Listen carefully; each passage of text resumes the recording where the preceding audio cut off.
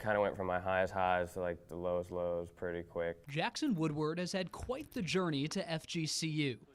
Baseball was just one bullet point on the long list of sports Woodward played growing up. It wasn't until late in high school that he realized his potential on the mound. Senior year, I kind of was figuring out. And that's when I was like, all right, I'm getting pretty good. That success led the Titusville native to Eastern Florida State, where Woodward ranked first in the country at the junior college level, allowing just one run in over 46 innings pitched. Halfway through, it was kind of like, all right, all you got to do is get a 3.5 GPA and you can basically go wherever you want. Woodward was destined to play at the Division I level, but then he began to feel a pain in his ribs.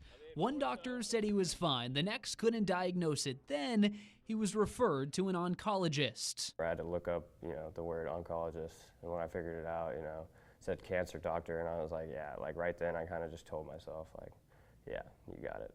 So I didn't even really need the diagnosis at that point. It still came. Osteosarcoma, a type of bone cancer. And with the diagnosis, a halt in baseball. I was like, man, I just had that crazy freaking year.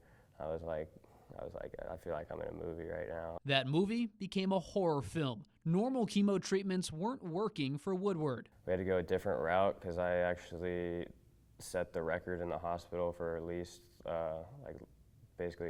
amount of the tumor killed. I think it was like 1% was killed. After surgery and 11 rounds of week-long chemo treatments, Woodward was officially in the clear. He went back to playing baseball, trying to return to his old self.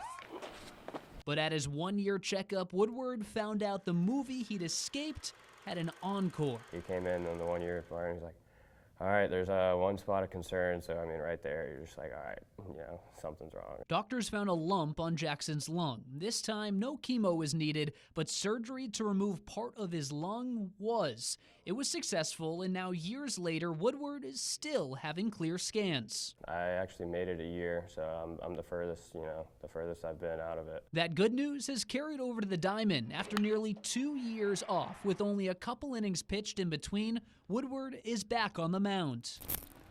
He's a bulldog.